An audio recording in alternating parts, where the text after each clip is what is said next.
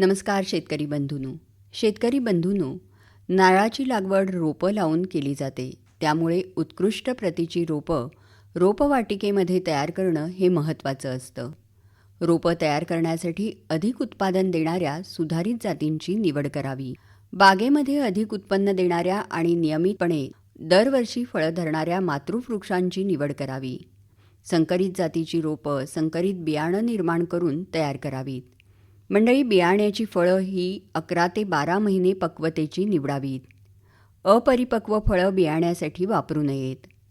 निवडलेली फळं मध्यम ते मोठ्या आकाराची असावीत.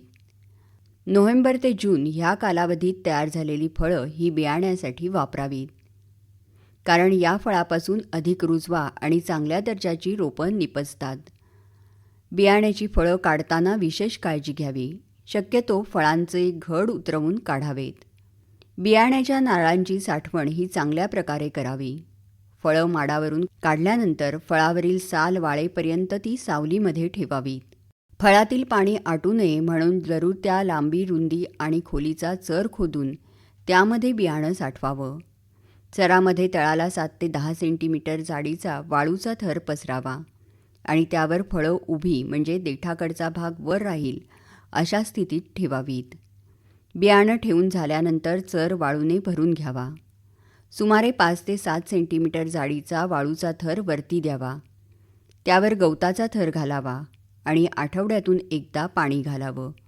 अशा प्रकारे नारळाचं बियाणं 2 महिने साठवून ठेवावं. रोपवाटिकेसाठी जागेची निवड करताना पाण्याचा निचरा चांगल्या प्रकारे होणारी आणि पाणी देण्याच्या सोयी उपलब्ध असलेली जागा निवडावी. कोणत्याही प्रकारची जमीन नारळाच्या रोपवाटिकेकरता चालते. रोपवाटिकेतून रोपं खोदून काढणं सहज शक्य व्हावं म्हणून चिकणमातीच्या जमिनीत रोपवाटिका करू नये. रेताड जमीन नारळ रोपवाटिकेसाठी उत्तम असते. मंडळी, 2 महिने बियाणं चरामध्ये साठवून ठेवल्यानंतर 3ऱ्या महिन्याच्या पहिल्या पंधरवड्यात बियाण्याची लागवड पूर्ण करावी. साठवण केलेल्या ज्या फळातील पाणी अतिशय कमी झालं आहे अशी फळं लागवडीसाठी वापरू नयेत.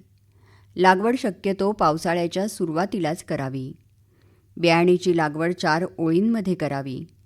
4 ओळींच्या प्रत्येक गटामध्ये 1 मीटर अंतर ठेवावं. 4 ओळीतील प्रत्येक ओळीमध्ये 45 सेंटीमीटर अंतर ठेवावं.